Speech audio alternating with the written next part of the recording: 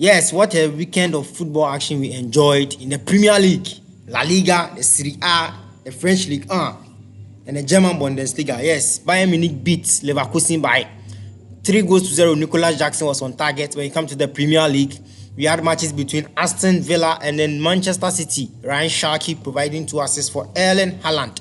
Erling Haaland is a very lethal goal scorer. Manchester United, my very own Manchester United went to draw points on the road at Nottingham Forest as it drew 2-2. Liverpool back to winning ways after they beat they beat Villa. Liverpool beat Villa rather by 2 goals to 0, and then Manchester City beat Bournemouth by 3 goals to 1. So that are the results from the other leagues. Paris Saint-Germain left it very late from Goncalves Ramos' header to win it against Lorient over there. So that's the weekend games and how it has gone on over there. We are bringing you a review of the weekend football action on 90 Plus Tactics. Guys, at this moment, please don't forget, we have been a family for a very long time. This is 90 Plus Tactics.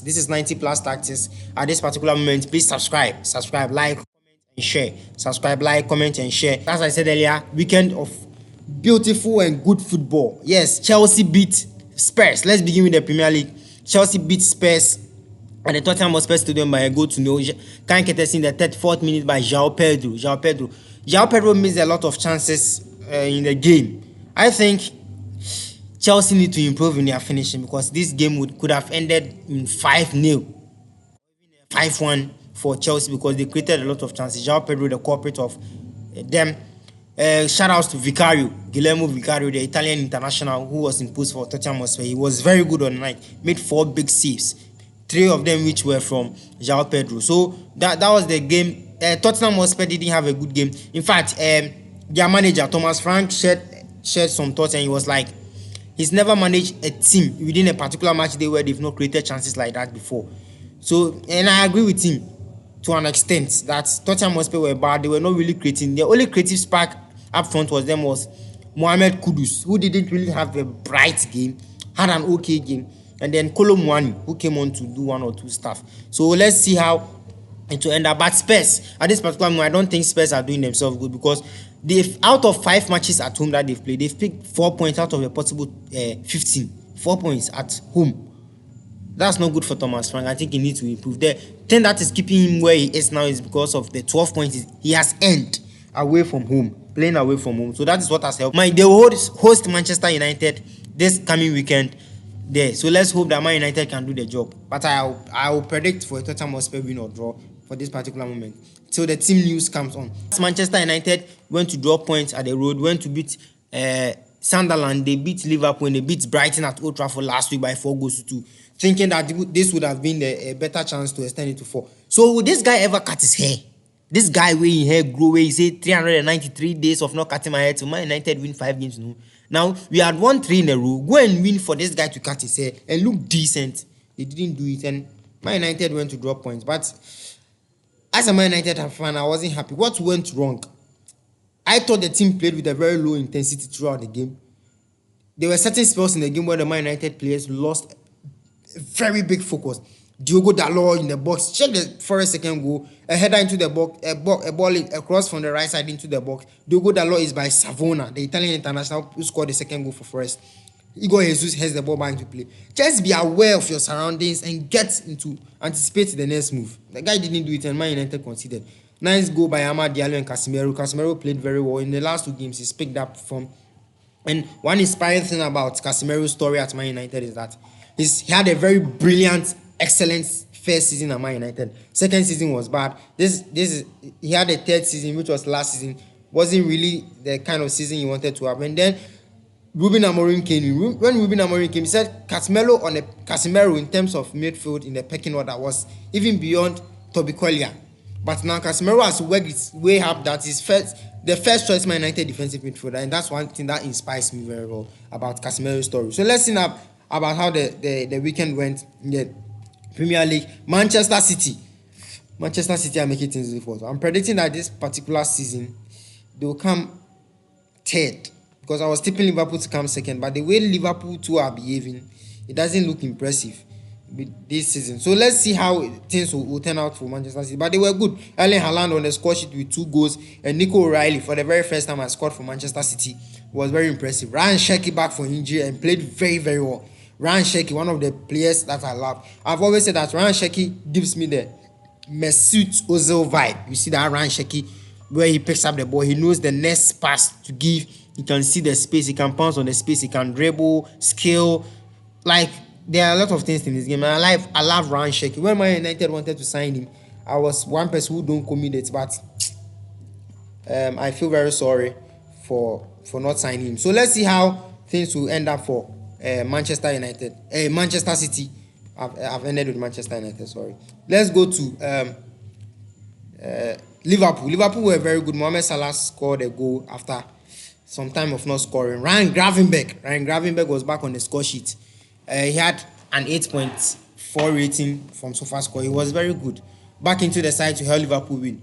I thought if Villa had taken their chances in the first half, they would have beaten Liverpool by maybe 2 or 3 goals, and then the game was done. But they couldn't convert, and Liverpool pounced on the little chances they had. So let's see how it will end up for Liverpool this particular season. I still think they're in the title chase. Let's not write them off. They have been very bad, not too convincing this season, but I hope they become better. Arsenal, the Gunners. I think Arsenal have the best rest defense. I mean, when you have the ball and you are attacking them and they think they are sitting back, they have the best defense. Even when they are attacking, they have the ball in the final third and they commit bodies forward. They have the best defenders to work on that. Gabriel Magalhaes, oh my goodness. I'm not even rating him by the number of corners he gets his head to for Arsenal and he score, or the number of corners he's scoring. The way he defends, this anticipation, the way he covers the space, the way he tracks players. Oh, Charlie, Gabriel Magalhaes, be serious. Saliba was also very good in this game and he played very well. Declan Rice. Charlie, if I have the opportunity, I'll tell Man United to take maybe 200 million or 300 million, go and sign Declan Rice and bring him home. Onimbo, papa. Hey, Declan Rice is a player. Like, he's a very, very good player. I don't think, for me, based on my assessment this season, I don't think there's any player in the Premier League who matches the energy of Declan Rice in 90 minutes.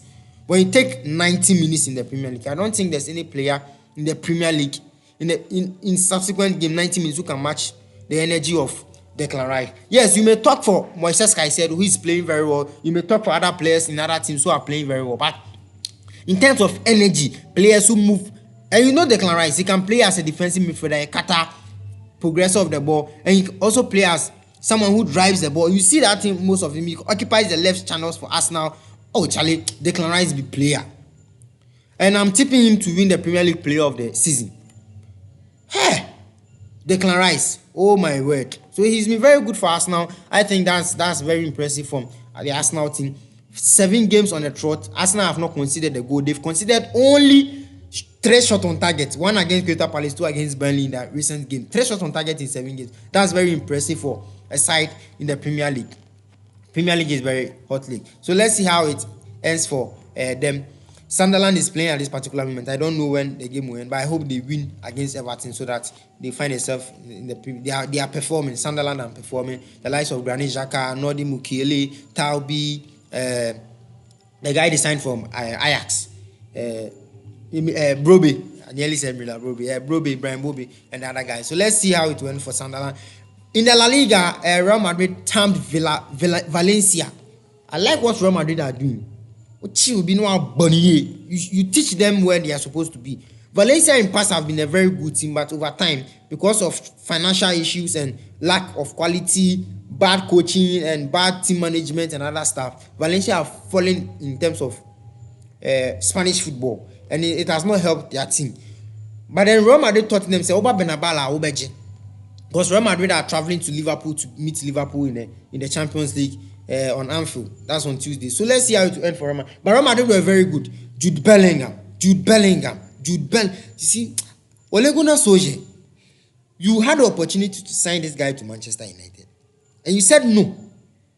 Actually, Jude Bellingham, there's something Alonso did with Jude Bellingham, and I love the way the guy did it. I've not seen it in Jude Bellingham's game more often. I don't see it in his game more often. So when he did it, I was like, oh my word, that's a very good player. One thing, what I saw was the goal he scored on the 42nd to 44th minute.